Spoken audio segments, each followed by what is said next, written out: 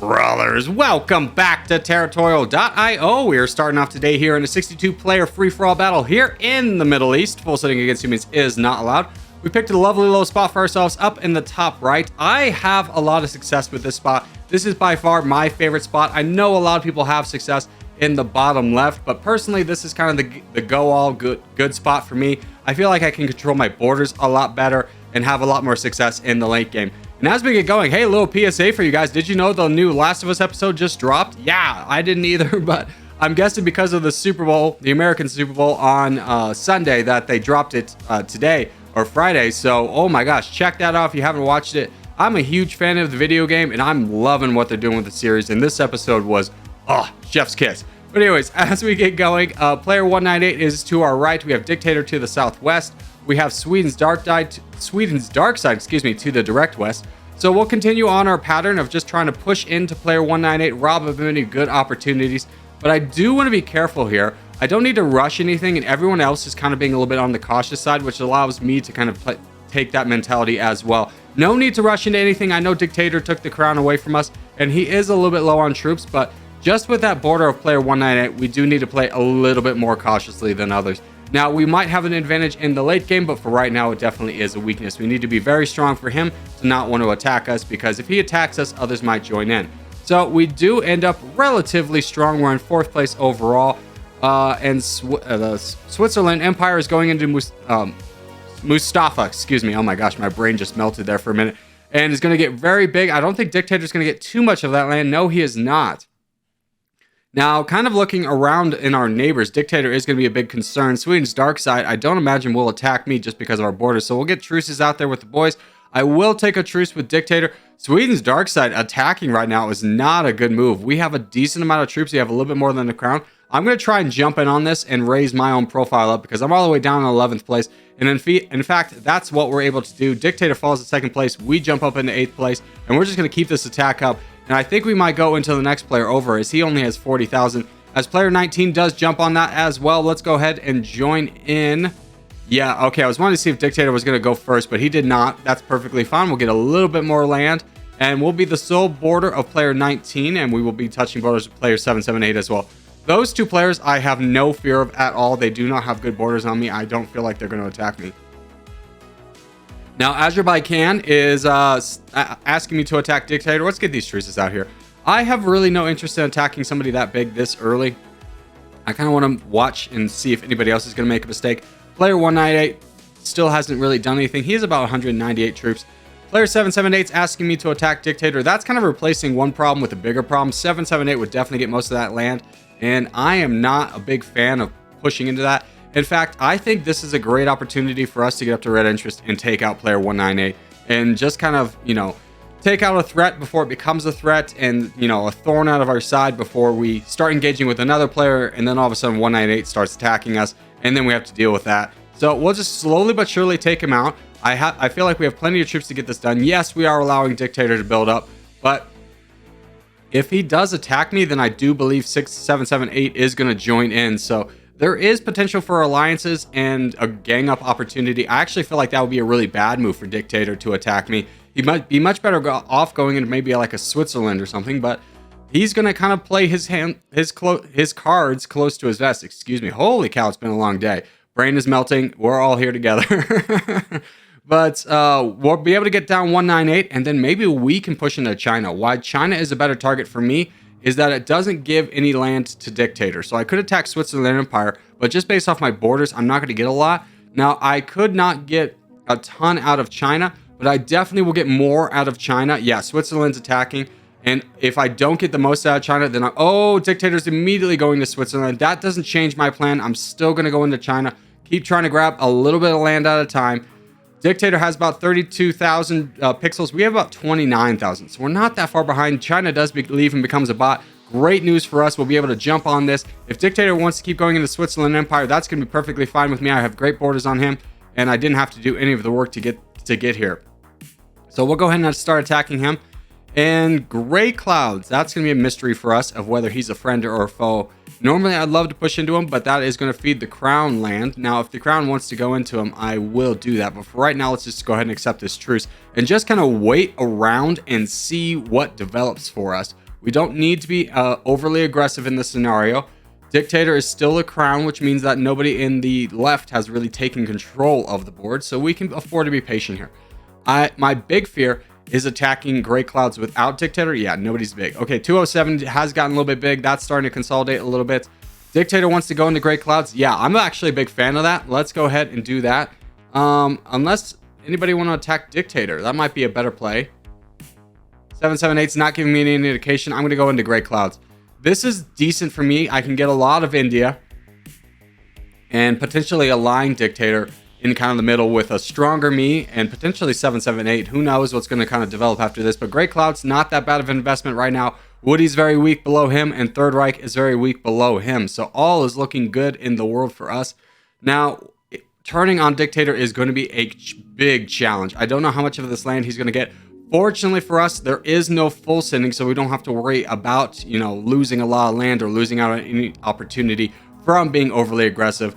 And the next person I'm going to be overly aggressive with is Woody, since he has deployed some troops to finish off Gray Clouds. So that was a good time to attack on our part. We do have 5 million troops, so we're not going to be pushover. He offers us a truce. Don't really want it. We'll just keep pushing. We are in 4th place. Dictator's still in 1st place. Down goes Woody. He becomes a bot. That is great news for us. We're going to really try and push down to get into Third Reich. Third Reich only has about 300,000 troops. Let's go right now. Go very quickly. See how much land we can get out of this. We actually got the crown ourselves. Ooh, that might be a mistake. Haidu is not necessarily a friend. Dictator immediately attacks us, but we have overcome him in troops and size, so not that big of a deal. He gives that emoji. Okay, brother. Well, I don't know. Let's see if we can get a truce with Haidu.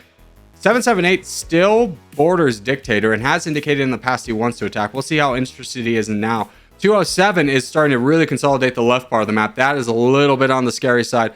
We're just going to keep playing take down Dictator, because if we cannot accomplish this, we're going to lose the game. There's no way that this man and I are going to unite against any kind of front and have a chance. If we are still fighting by the time that the crown gets over here, the game is lost. So we really need to push in him. Unfortunately, Haidu is attacking us every time we attack, but the Emiville, I don't know how to say that. The Empire, we're calling the Empire. He's also attacking, so that gives us a little bit of a boost. It would be great if 778 also joined in. Dictator does attack the Empire, so we're going to go ahead and give him a little pot shot here. Player 19, what are you doing? Do you not see? This is not your path to victory, brother. Oh my goodness. Okay, so we'll just keep going on. Keep heading down Dictator. We are bigger than him still by a large margin at this point. So I do feel like we can just continue to take him down. Haidu does start to attack our buddy Empire. That's an interesting situation, as the crown and his buddy Genland are starting to really move over. If they have an alliance, things are lost. But again, we just have to kind of play our cards, consolidate our land in an appropriate way, and finish the job with Dictator. Haidu over there is getting attacked by Genland, which is what I expected, so we can benefit from a lot of free land. 778 finally joins in. He definitely should have done that a lot earlier, and we could have potentially had a better kind of united front against this, as I imagine he is going to fall next.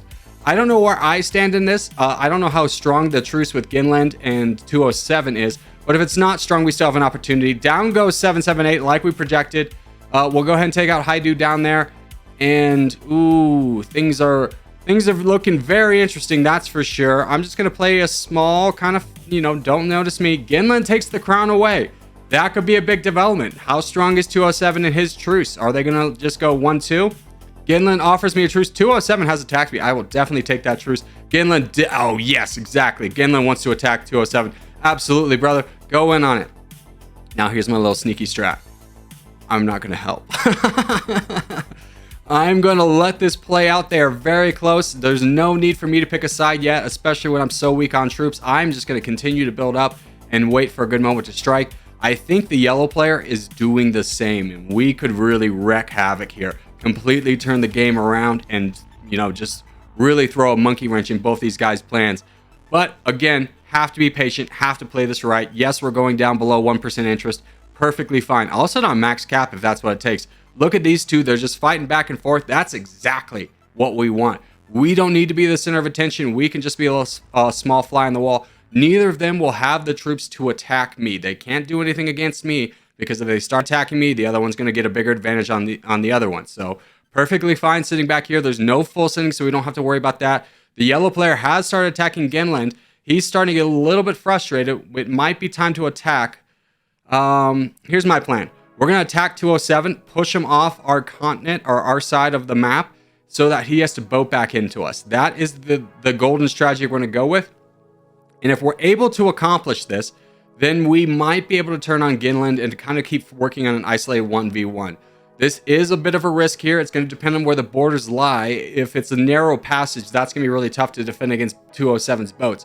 But it's kind of the only option we have. So we'll just keep pushing down 207. He still has the crown. He's finally lost the crown. Again, just going to keep pushing it at 207 until he no longer has borders on me. Because the last thing I want is both these players uniting in a hatred against me. So we will just keep going here. This is working out very nicely for us. Let's go in now. Especially when 207 attacks for such heavy attacks. He does not need to do that. He has Ginland on his side, but he's getting a little over aggressive. Oh, that's exactly what we were looking for. He's down to 13 million troops. Ginland has a big advantage of troops over him. So do I at this point. And we're actually in second place. So that works out lovely for us as we can just now pick our targets. We've actually taken the crown. Okay. I honestly really didn't expect that to be the outcome that would happen, but I'm very happy about that. That works out lovely for me. And I don't think Ginland's going to... No, oh, 207, brother. If you had paused there and tried to get a truce with Ginland, I think you two could have united against me and taken me out and had a better chance of winning. But that did not happen, so we are just going to keep pushing into 207, keep knocking him off our land, and then we'll save up and do the ultimate betrayal and attack Ginland. Now, Ginland, I don't know how much of an alliance he was ever going to give me, so I'm not going to be too hesitant about taking our alliance away. So we do finally push off 207, and now we save. And now we save. We wait for the right moment.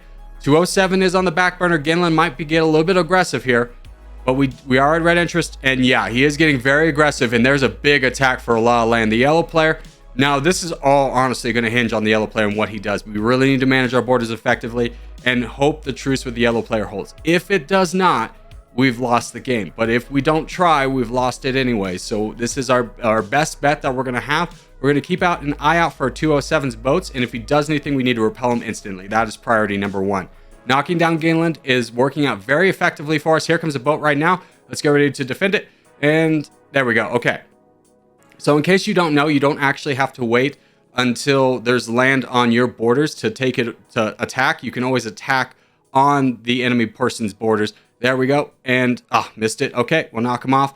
I am doing bigger attacks to repel those boats because I know he's going to get frustrated and start sending bigger attacks. And the last thing we can afford is for him to make it onto our piece of land. Here he comes again. One more try. Kick him off. There we go. Instantly. Okay, easy. Ginland's down to 10 million troops. And he's attacking us, but it's a little bit too little too late. Here comes another boat from 207, but don't worry, brother. I'm on my way with direct borders. The yellow player is going to cut us off from Ginland, which is exactly what I had planned and works to perfection. Now it is all about, can we take out 207 and will the yellow player betray us? We might be able to withstand both their attacks at this point, but I do want to push into 207 and just continuously weaken him. The yellow player is still attacking Ginland. He has not picked a side yet. We'll just keep playing our game the way we can. And if it changes, we're just going to keep attacking player 207. He's much stronger than the yellow player by about 40,000 pixels. And he's a lot weaker than the yellow player. 207 has boated into me. That does not matter at this point. So you can boat all you like. We're just going to keep pushing you down. And if we can get him off Saudi Arabia, Yemen, Oman area, excuse me, we'll be able to really kind of dictate the terms. And if the yellow player betrays us then we just repeat the strategy we just employed to great success. Now that will be a little bit more challenging because the land gap is much smaller, but I think we can still get it done. The 207 is very weak. He does not have a lot of troops. The yellow player has still not picked a side. He might be waiting for a good opportunity to attack me, or he's just, being nice and letting me finish this guy off and grabbing as much land. TBD, but we have effectively cut him off. He gives the claps of good sportsmanship. We'll give the claps back to him. He says peace, and he's out of here. Oh, great news. Okay, so the game is ours at this point. We just have to mop up the bot. The yellow player is not going to be strong enough to attack us, and he never did betray us. So I'm instilling this idea that he was always going to betray us because I feel like that's how you should always react. But he does not, and we end up winning the game here. A great comeback victory. GG's to all involved. Let's give the peace sign. Let our boy know we're looking to peace out here. give the kissy face for the boys. And as we do start to wrap things up, I just want to say thank you guys so much for watching, especially if you made this far in the episode. If you haven't made this far in the episode, hey, give it a thumbs up. Really helps out a lot. If you're new around here, subscribe for more. I put up videos every day. But boys, I will see you in the next one.